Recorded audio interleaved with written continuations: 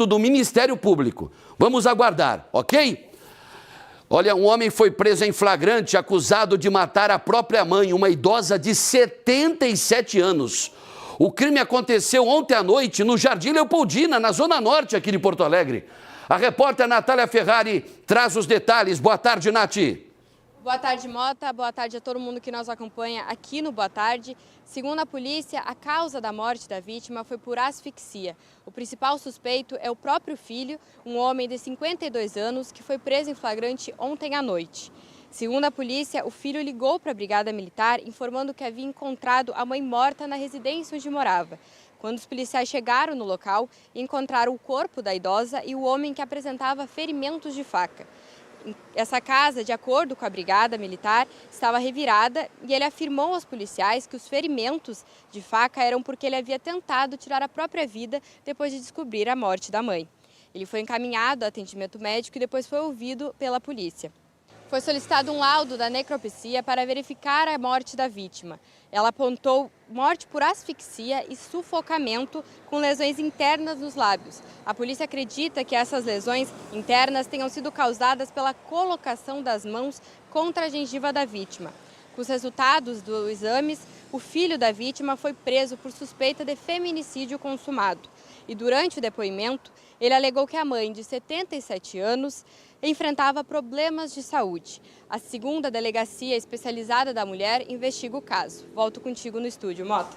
A mãe tinha problemas de saúde, ele resolveu o problema dela. Como? Matando a coitada da mãe. É assim, não? Pelo amor de Deus, hein? Você sabe que tem muita gente que me para na rua e me pergunta isso desde a época do outro programa, na outra emissora. Como é que você consegue, Mota? Como é que você fica depois de apresentar um programa como o seu? Antigamente era pior, né? Porque era uma maratona, 3 horas e lá vai paulada, né? Agora, 1h30, mesmo 1h30 mostrando esses crimes terríveis. É lógico que eu fico acabado. Eu saio daqui, né? Saio do estúdio como se eu tivesse feito uma aula tripla de crossfit. E olha que eu nunca fiz uma única aula, mas eu acho que é mais ou menos parecido. Parece que eu levei uma surra. Porque eu fico assim, acabado, diante de tantas notícias ruins. Mas é realidade, adianta esconder, alguma coisa vai mudar se a gente deixar de dar essa notícia? Você acha? A violência vai diminuir se deixar de apresentar nos programas, né? O pessoal diz aí, gosta do carimbo de programas sensacionalistas, jornalismo policialesco. Isso é coisa de gente idiota, metido a intelectualoide de plantão, que gosta, não tem outra coisa para falar e só diz a mesma coisa. Ah, isso é sensacionalismo. Isso não é explorar a dor nem a miséria de ninguém. É mostrar o que realmente acontece na nossa cidade, no nosso estado, no nosso país e no mundo. Não tem outra maneira. Eu aprendi com o seu Zé Carlos, meu pai, a dona Jane, que a melhor maneira da gente resolver um problema é encarar ele de frente. Não adianta virar as costas, né? Que a situação vai ficar para ser resolvida. Então, quando a gente mostra uma situação assim, um crime como esse, é para refletir. É para ver o que está acontecendo com a sociedade. A nossa sociedade saiu pior do que entrou na pandemia da Covid-19.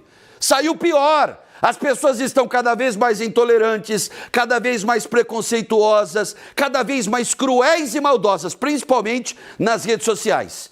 Principalmente atrás de um celular, de um tablet, de um notebook ou de um computador. As pessoas estão cruéis.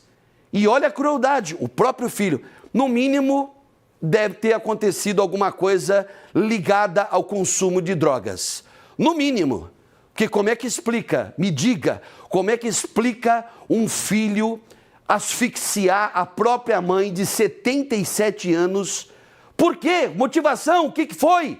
Né? Dizendo que apertou a gengiva. Eu tentei na minha cabeça montar a dinâmica aí do crime, eu não entendi, sinceramente, eu não sei se o Sérgio entendeu. Mas como é que é apertando a gengiva, causa asfixia? Eu não entendi muito bem.